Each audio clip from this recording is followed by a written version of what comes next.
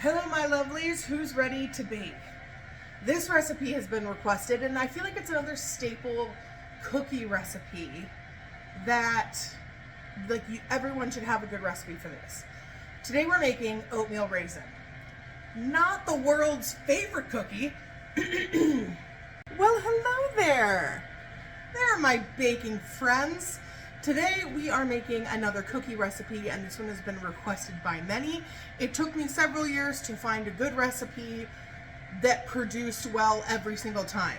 Now listen, this cookie we're about to make, she may not be the most popular at the dance, she may not be the most pretty, but she is delicious when made with this recipe. Today we're making oatmeal raisin.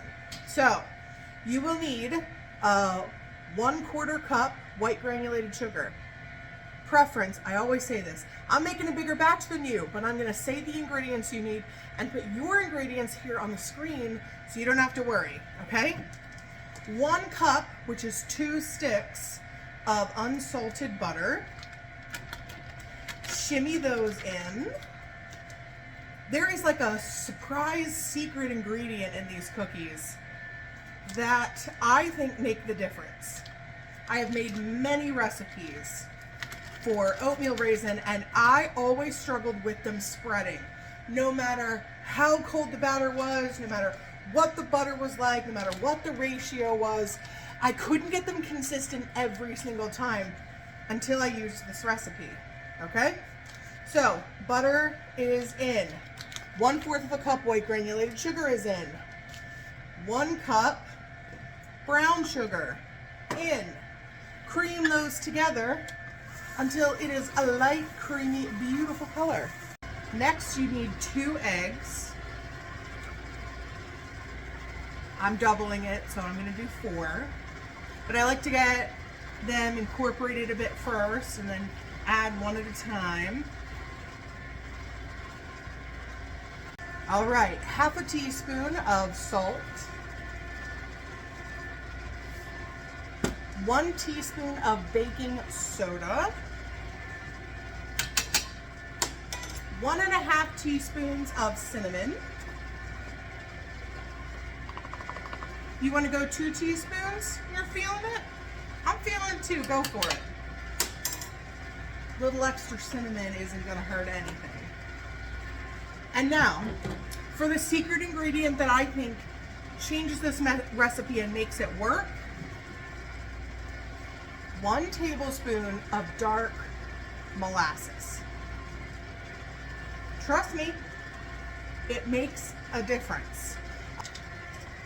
I don't know what it does, but I feel like this is what has made the difference, because no other recipes of cookies, of like oatmeal raisin cookies that I have made, have used molasses. And then this one uses molasses and works every time. Not a coincidence. There is a fellow small business owner on the street who said, I made these for a wedding that she was doing the charcuterie for, and she was like, there was extra, so I snagged one of those oatmeal raisin because they're my favorite cookie. She was like, that's the best oatmeal raisin cookie I've ever had. So I'll be sending a pack over to her tomorrow so that she's got some. Again, there have to be little perks when you work next to other fun small businesses. We got to give each other little treats. All right, so now we're going to move on. We've got flour, oats, and of course, raisins yet. All right, so now you need 1 2/3 cups of all-purpose flour. Let's put that in. Then you'll need 3 cups of oats. Now, I want you to know that I read all the comments, or I do my best to, on all of the videos, and I try to take your suggestions and feedback into making the videos better. Sometimes I misspeak or mistype. I'm human, it happens. I know that you like to have me in the process. You love the recipe on the screen, fantastic.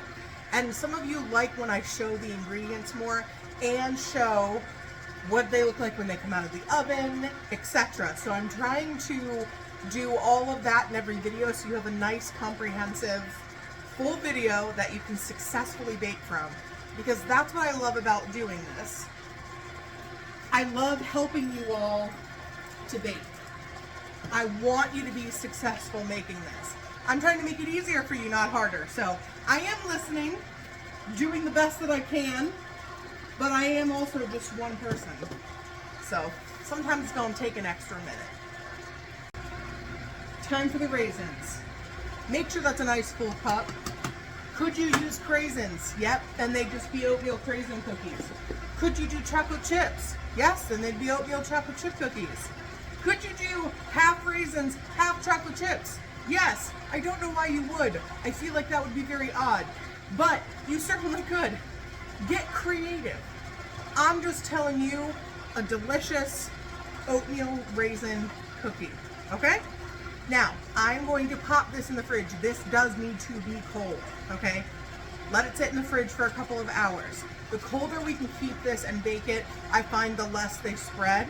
Now, these are going to they're going to spread a bit though. They're going to be a soft and chewy cookie. Okay, they're not going to, they're going to be soft from the center to the edge. But if I'm going to eat an oatmeal raisin cookie, that's how I want it to be. So, that's how you like it. This recipe is for you. If not, swipe on to the next one. All right? So I'm actually going to leave it in this bowl, pop it in the fridge, and then bake some up. And I'll show you that. Don't worry. I got you. We're good. Okay, here they are coming out of the oven. Ignore this little one. That was just extra dough. 375 for 12 minutes.